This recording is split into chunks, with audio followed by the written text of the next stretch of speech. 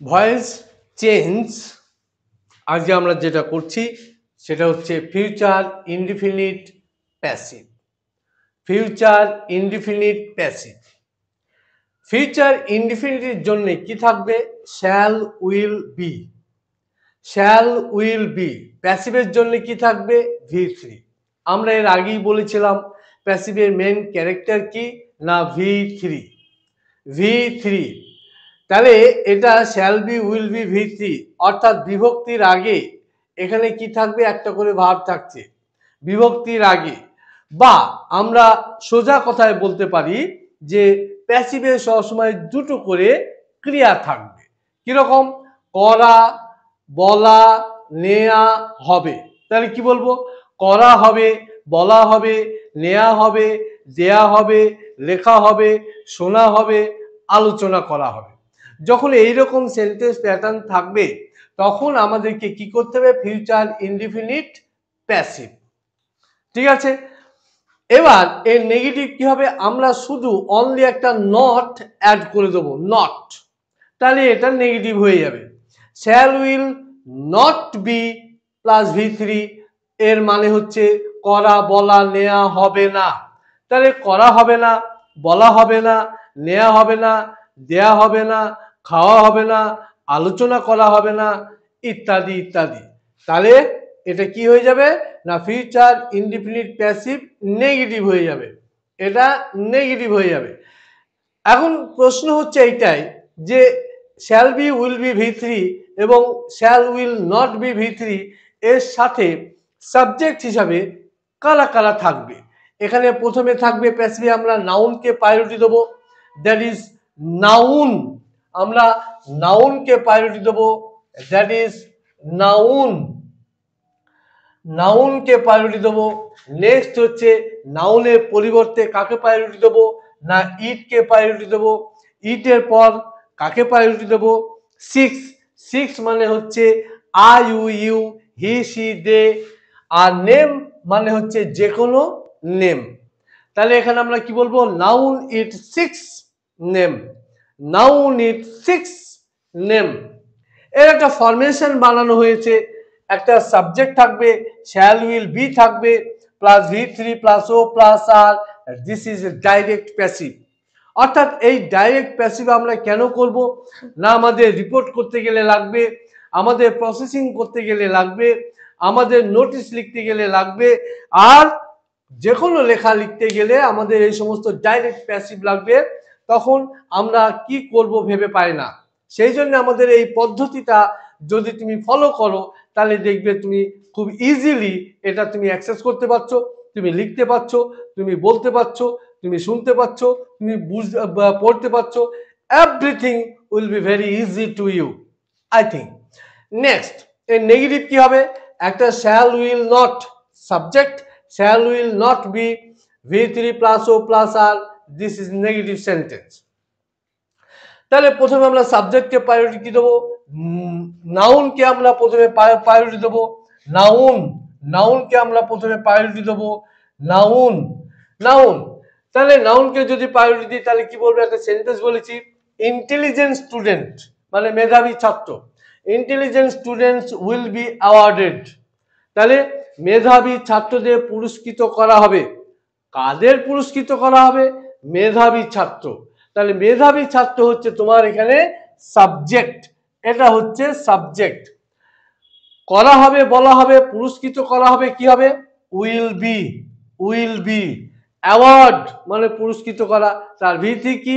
Award, awarded, awarded. Clear? না। Next, the news will be published in the Anandabazar পত্রিকা। খবরটি আনন্দবাজার পত্রিকায় প্রকাশিত হবে।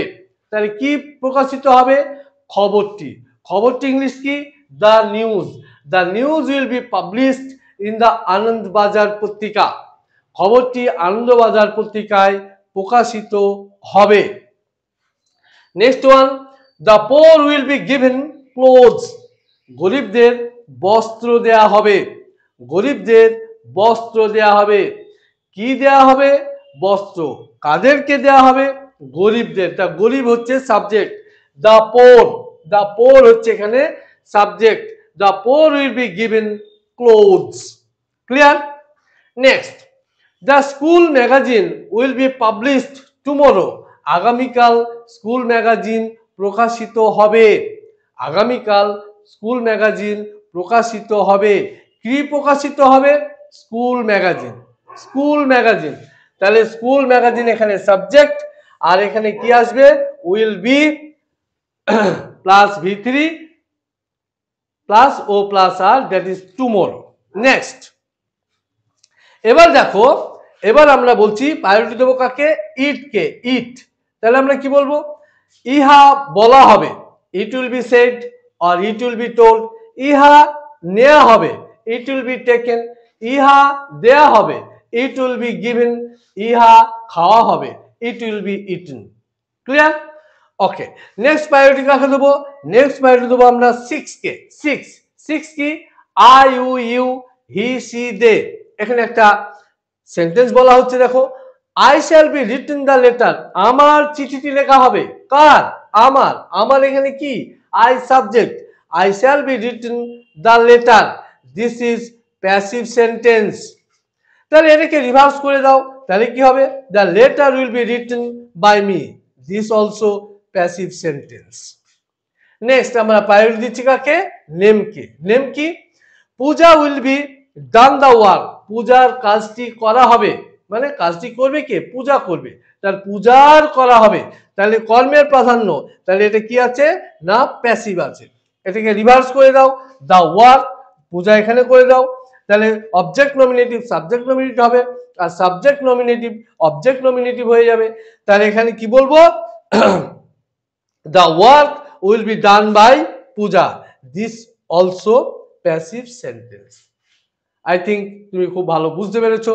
এবার আমরা এই যে এটা পড়লাম, এটা করলাম, হ্যাঁ, ফিউচার ইনডিফিনিট প্যাসিভ, এবার আমরা প্র্যাকটিক্যালি আমরা দেখি যে এটা আমরা ইমপ্লিমেন্ট করতে পারছি কিনা। দেখো একটা এক্সাম্পল নিচ্ছি, দেখো,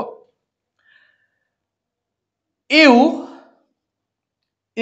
will take, take a pen, তাহলে এটা অ্যাক্টিভ সেন্টেন্স।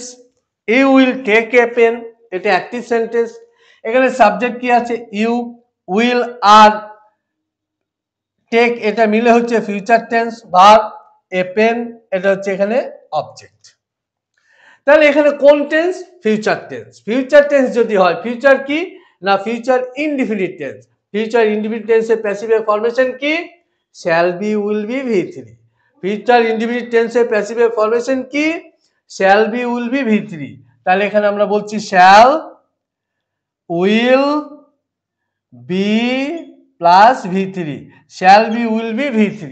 তাহলে এবার দেখো অবজেক্ট প্রোনাউন এখানে নিয়ে এসো, আর এখানে সাবজেক্ট প্রোনাউনকে এখানে অবজেক্ট প্রোনাউনে নিয়ে এসো, দেখো কি হচ্ছে।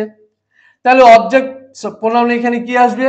আ পেন হয়ে যাবে সাবজেক্ট, আর এখানে কি আছে? A pen. এ পেনের জন্য কি হবে? Will, WILL, will. কি নেবো? একটা বি, নিচ্ছি। মেন ভার্বে কি নেবো? V3, will be taken, TAKEN, taken by কি নেবো? ইউ। তাহলে দিস ইজ প্যাসিভ। খুব সোজা। আবার বলি, টেন্সটাকে তোমাকে প্রথমে, the main thing is identify the tense. Tense যদি তুমি আইডেন্টিফাই না করতে পেরেছো, তাহলে তুমি কিন্তু ভয়েস করতে পারবে না। সেই জন্য আমি বলবো আগে টেন্সটাকে ক্লিয়ার করো, ঠিক আছে? Present tense, past tense, future tense, একটা ভিডিও অলরেডি দেওয়া আছে, দেখবে সেখানে 9টা টেন্স উইদিন 5 মিনিটস কমপ্লিট হবে, এরকম একটা ভিডিও দেওয়া আছে, ওটা দেখে নাও, তাহলে দেখবে তোমার টেন্স ক্লিয়ার হয়ে গেছে। টেন্স 1 মিনিটের ব্যাপার, 1 মিনিট। কি? I go to school, I am going to school, I was going to school, I shall be going to school, I went to school, I have gone to school, I had gone to school before, I shall have gone to school, I shall go to school। Tense হয়ে গেল।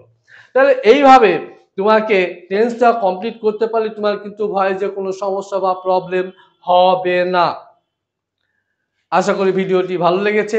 Enjoy করো, like করো, share করো এবং subscribe করো।